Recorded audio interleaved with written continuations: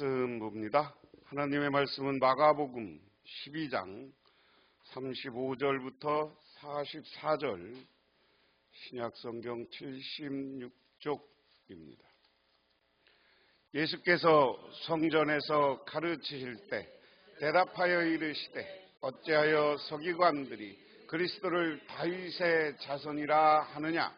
다윗이 성령에 감동되어 친히 말하되 주께서 내 주께 이르시되 내가 내 원수를 내 발 아래 둘 때까지 내 우편에 앉았으리라 하셨도다 하였느니라. 다윗이 그리스도를 주라 하였은즉 어찌 그의 자손이 되겠느냐 하시니 많은 사람이 즐겁게 듣더라. 예수께서 가르치실 때 이르시되 긴 옷을 입고 다니는 것과 시장에서 문안 받는 것과 회당의 높은 자리와 잔치의 자리를 원하는 서기관들을 삼가라. 그들은 과부의 가산을 삼키며 외식으로 길게 기도한 자니 그 받는 판결이 더욱 증하리라 하시니라.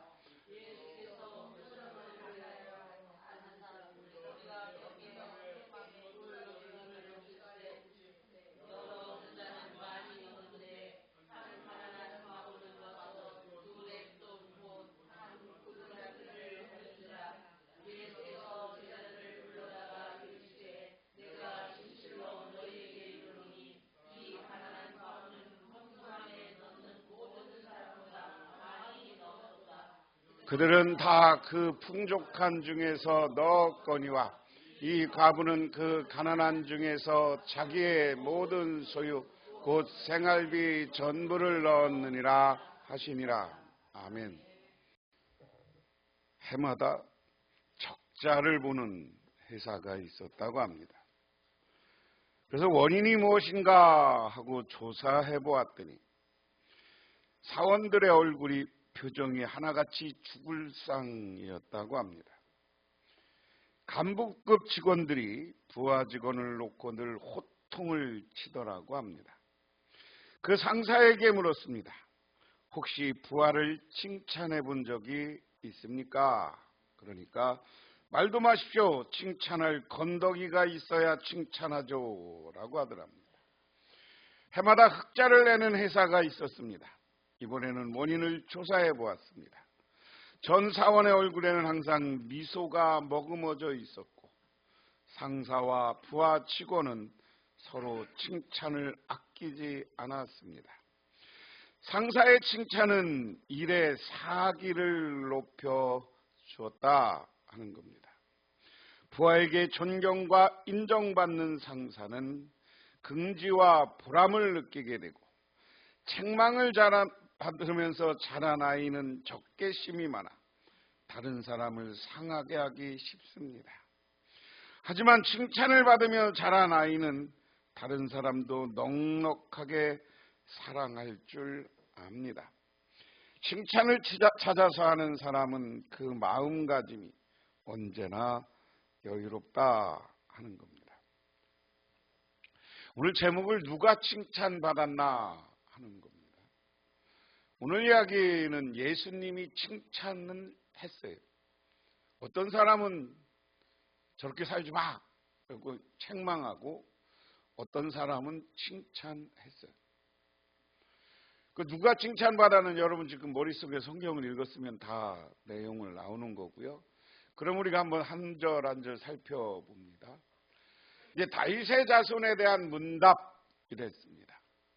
예수께서 성전에서 가르치실 때 이렇게 말씀하셨다. 어찌하여 율법학자들은 그리스도가 다윗의 자손이라고 하느냐? 이것은 예수님이 지금 성전에서 많은 사람들에게 대화하는 거예요.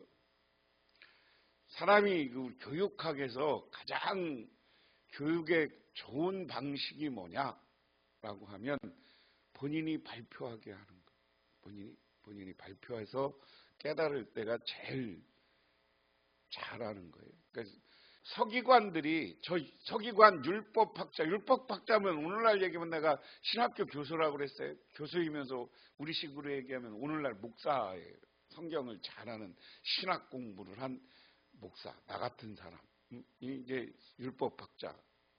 그럼 율법학자들이 왜 그리스도는 다윗의 자손에서 나온다고 하느냐라는 질문은 하는 거예요.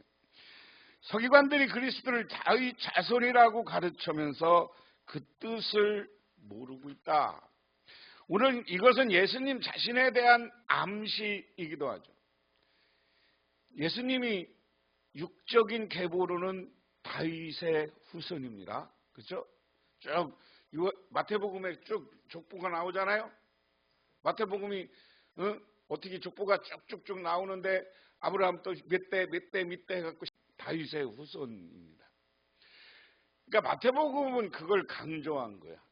제가 여러분한테 성경을 이야기할 때 마태는 유대인들을 대상으로 쓴 성경이다 그랬어요. 그래서 그걸 딱 유대인들은 첫 번째부터 딱 말씀부터 예수님은 너희들이 평상시 율법학자 너희들이 가르친 대로 다윗의 후손에서 온 메시아야 하는 것을 선언하는 겁니다.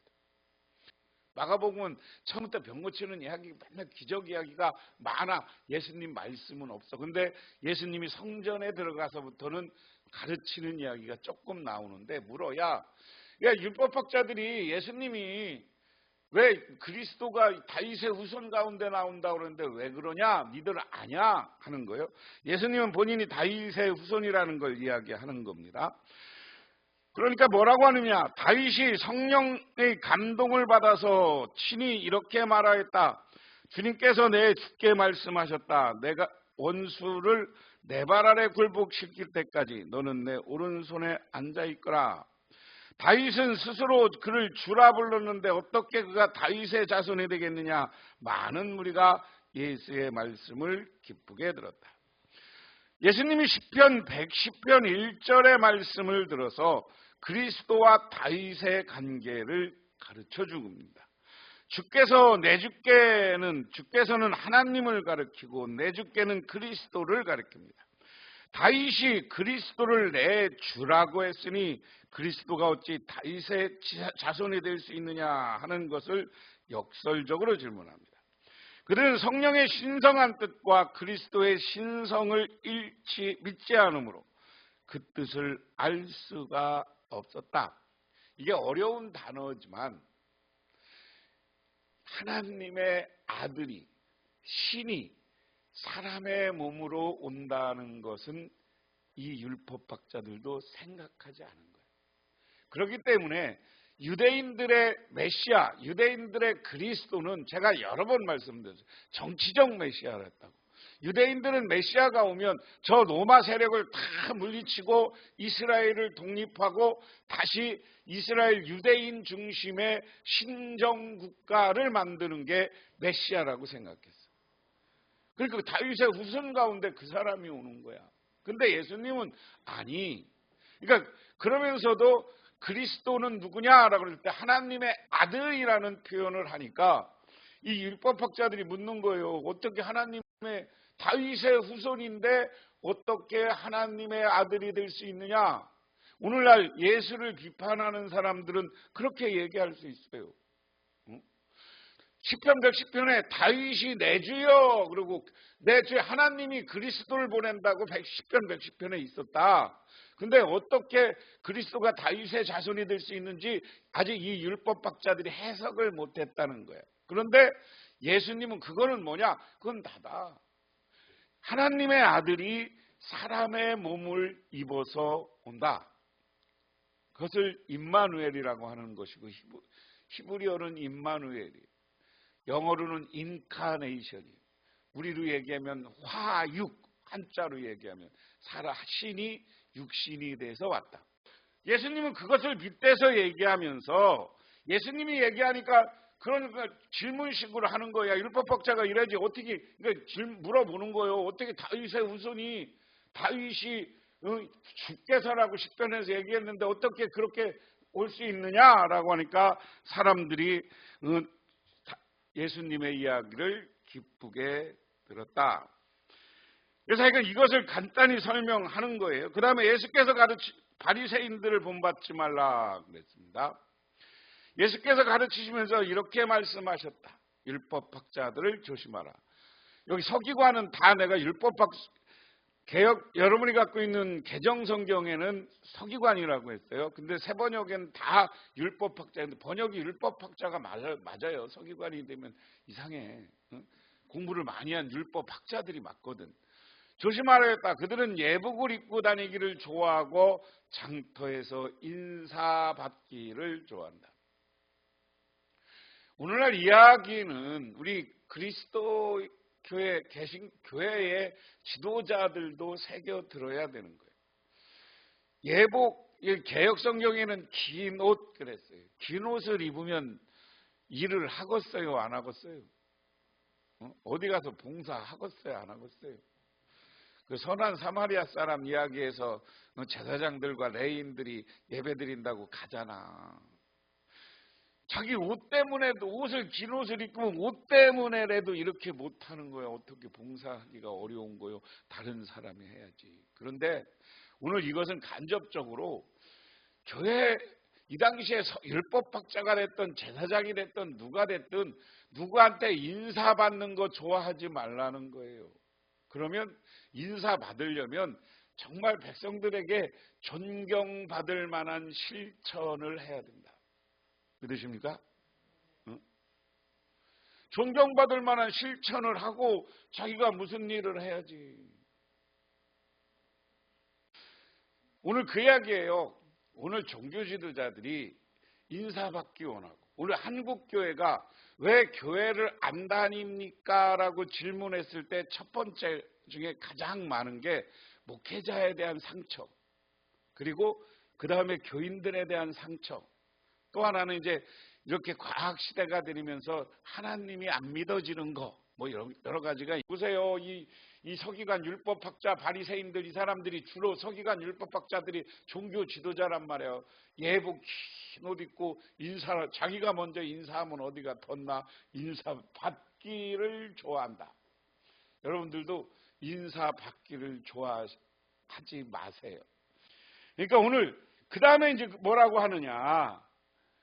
자, 해당의 높은 자리를 앉기 좋아하고 잔치에서는 윗자리 앉기를 좋아한다. 이게 오늘 예수님이 뭐라고 하는 게 율법학자 종교 지도자들한테 어디 가서 대우받으라 가지고 윗자리만 앉지 말라고 하느냐고. 내가 어디 가서 대우받기 좋아하고 성전에 와서도 윗자리에 앉아 있으려고 그러고.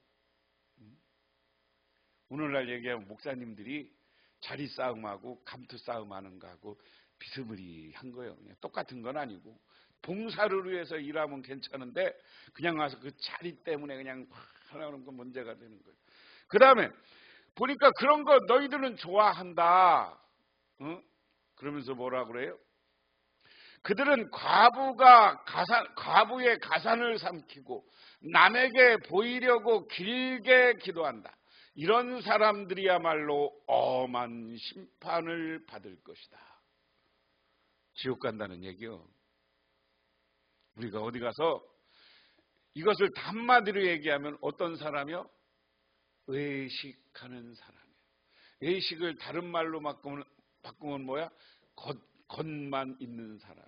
근데 우리가 지난주 종교개혁절 지났지만 종교개혁절 설교 내가 차 타고 오늘 남현희 장로님 신방 갔다 오면서 들었는데 어떤 목사님이 아주 심하게 그런 얘기하대. 우리 신앙을 정말 점검해보자.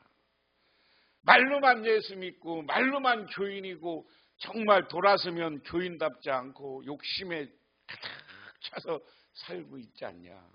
응? 그러면 누가 우리 보고 예수 믿고 싶고 하나님 나라 같이 가고 싶겠냐. 우리가 회개하고 우리가 모든 걸 비우고 성령 충만해야 되는 거예요. 성령 충만하면 나를 비우게 돼 있어요. 여기 있던 율법학자나 이스라엘의 종교 지도자들보다 위로 가려고 하는 게 아니라 섬기는 거야. 섬기는 거. 믿으십니까? 우리나라 기독교가 이런 사람들도 있지만 우리 교회, 한국 교회가 아직도 유지되는 건 정말 섬기는 목사님들 정말 월급도 못 받고 그냥 그런 저 농촌에 들어가서 봉사단체 들어가서 그냥 일하는 거.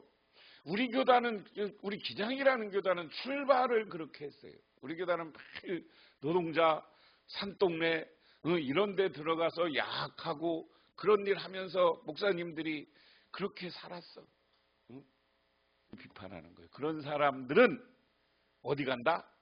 지옥 간다. 그러니까 당신들은 어떻게 살으라는 거예요. 그러니까 41절에 그래서 높은 자리에 앉지 말라 하는 거예요. 잔치자리에서 탁 앉아갖고 혼자 다 떠드는 사람이잖아요. 부자와 그러면서 그 다음에 이야기합니다. 예수께서 헌금함 맞은편에 앉아 계셨다. 무리가 어떻게 헌금함에 돈을 넣는가를 보고 계셨다. 많이 넣는 부자가 여럿 있었다. 그런데 가난한 가부 한 사람이 와서 랩돈 2닙 곧 한 고드란트를 넣었다. 오늘 이것은 예수님이 직접 보고 있는 현장입니다. 성전 앞에 가면 우리처럼 성전에 헌금함이 있는 거예요. 헌금함이 있는데 부자들이 와서 사람들이 막 성전에 와서 예수님이 말씀을 가르치는데 배우고 예수님이 성전 이쪽에 있는 것 같으니까 시선이 일로 가니까 자기 체면 치레하려고 헌금을 팍팍팍팍 했다는 얘기예요. 부자들이. 그런데 가난한 가부 와서 랩돈 2 고드란트를 넘겼다. 뭐 이거 할 건 없고 보통 하루 먹고 살 만한 돈 이렇게 생각하면 됩니다. 그러니까 예수께서 제자들을 곁에 불러놓고 그들에게 말씀하셨다. 많이 얘기하면 공개적으로 비판받으니까 제자들만 모아놓고 이건 얘기했어. 내가 진정으로 너희에게 말한다. 헌금함에 돈을 넣는 사람들 가운데 이 가난한 가부가 어느 누구보다 더 많이 넣었다. 무슨 얘기냐? 우리가 헌금하고 교회 헌신하고 봉사하는 건 절대액, 절대 시간으로 보지 말라는 거죠. 그 마음과 정성을 보라는 거예요. 믿으십니까? 또 이런다고 또 헌금하지 말라는 얘기는 아니요, 여러분. 헌금할 수 있으면 힘써서 하고, 그런데 이 여인에게는 이 헌금 액수가 어떻게 됐다는 거예요. 모두 다 넉넉한 데서 얼마씩 떼어 넣었지만 이 과부는 가난한 가운데서 가진 것 모두 자기 생활비 전부를 털어놓았다.